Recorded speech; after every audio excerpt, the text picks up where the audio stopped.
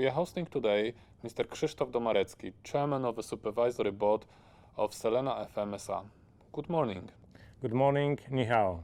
What is Selena's current business presence in China? Currently, we operate in two locations. In Nantong, Jiangsu province, we have a PU foam plant that operates mostly on entire China, mainland China. And from this factory, we sell and distribute our PU foams through the country. In Foshan, is Guangdong province, we produce silicones and some sealants. And from that factory, we sell products mostly export and mostly over Pacific. It means to Americas, South and North. How did it all start? What motivated you to expand into Chinese market, and what were the key aspects that you took into consideration when deciding where to expand into China? As you probably remember, in 90s and beginning of 2000, all over the world, it was the big rush to China. And many of West European companies, they start in even 80s, some of them, the biggest one, and many of them in 90s. So we start in China in between 2005 and 2008, and it was relatively late. And the first idea was the same rush like for many other European companies. In fact, Chinese market is so big, but it is also so difficult. How long have Selena been preparing itself to start the business in China, and what were the biggest fears while planning the business expansion? Preparations took 3 years. During that time, we visit about 11 China provinces. We met some potential partners. We analyzed the market, and we met over 20 local governments. First of all, it is not easy to understand so different culture. There is a language barrier, as you know, but there is also culture barrier, and there is a barrier of totally different mindset in almost every aspect of the life, and this influence into business. So if you ask about fear, it was can we communicate and can we work together with our Chinese partner properly, and can we understand each other without too many mistakes from both sides. In fact, it was not easy to manage, and it was a big challenge for the beginning. Now it's less, but I think, and I know this from my European colleagues in China, that even people who live there for 20, 30 years, they say they have sometimes problem to understand. Why did you decide to cooperate with a Chinese partner? First 5 years of after our entrance to China, we were running our plant ourselves, and it was not very much successful. We have many good clients, many good distributors, but at the same time we face many challenges connected with the fact that we didn't have our own clear understanding of Chinese market and Chinese reality day by day. So discovering plenty of things on the market took us much longer time that our partner could manage. So after a couple of years of working alone in China, we decided to start together with partner. While starting the business in China, did you encounter any unexpected difficulties, and what issues were the most problematic for you? Okay, concerning unexpected difficulties, you can find them every day. Because most of difficulties are connected with the fact that Europeans doesn't understand easy so different culture. So it is the question what clients ask, what clients need, how they behave, how they communicate, what they communicate you if they don't pay, and what they communicate you if they pay for your invoice, what they communicate you if they claim, and what they communicate if they stop claiming. All this way that Chinese people communicate each other, or many ways how Chinese people communicate each other, are very different culturally of the ways that we communicate in Europe.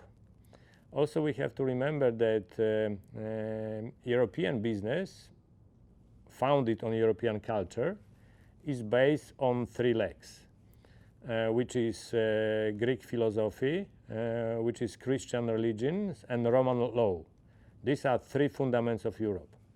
In China, no one of those exists. So you have on one side Confucianism, and on the other side you have Sun Tzu. So if you learn Sun Tzu, you see that some assumptions there are very different from European culture, and then you have to try, or you try to implement them into your daily life, which is usually not easy. Did you encounter any issues typical for the Chinese market that are still problematic for you? We have to separate two things. First, entire world change, and also Chinese government change, Chinese policy change, internal and external. Also customers, they also change their demand.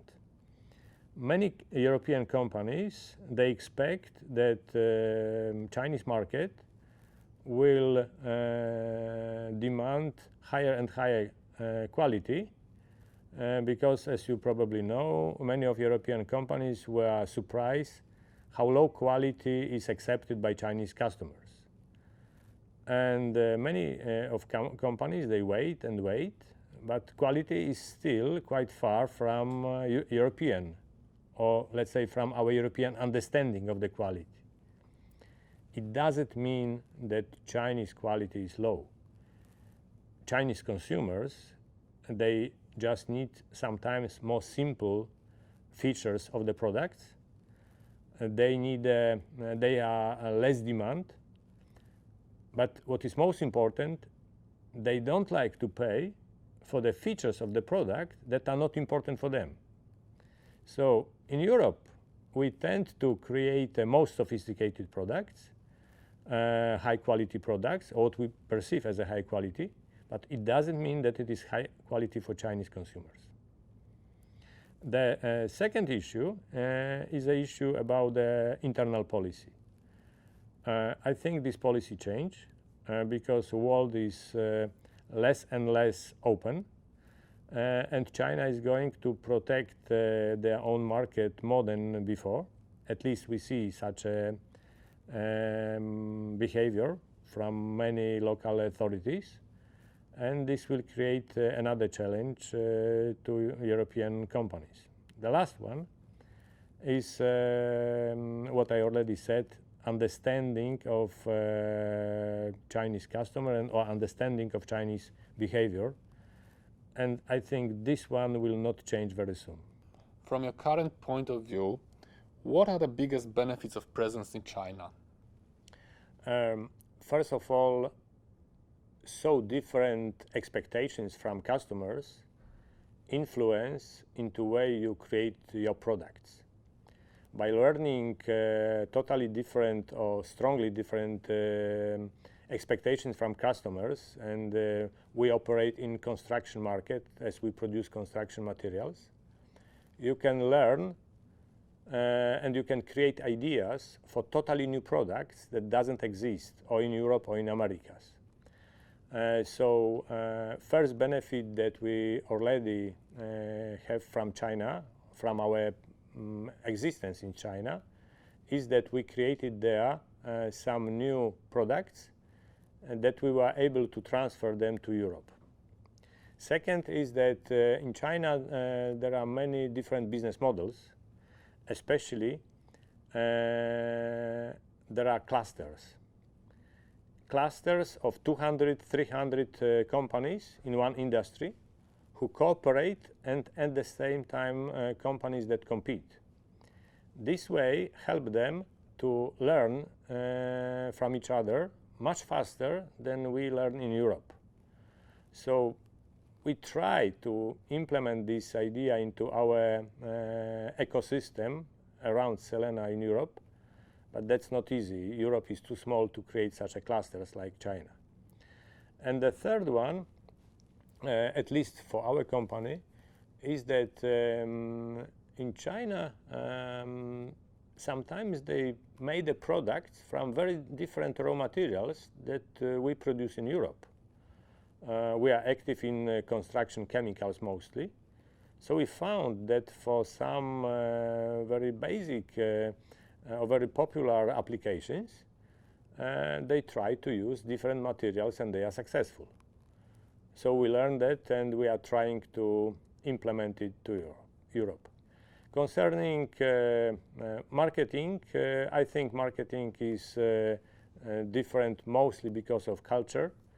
And there are not too many ideas to be transferred, although I could found 2 or 3 for good transfer or to US or to Europe. So overall, I can say that benefits are mostly from what you learn, not what you gain. And my last question is about learning. What have you learned from expansion into Chinese market? And if you could go back in time and give yourself 3 pieces of advice, what would that be? First of all, China is not a country, it is the continent.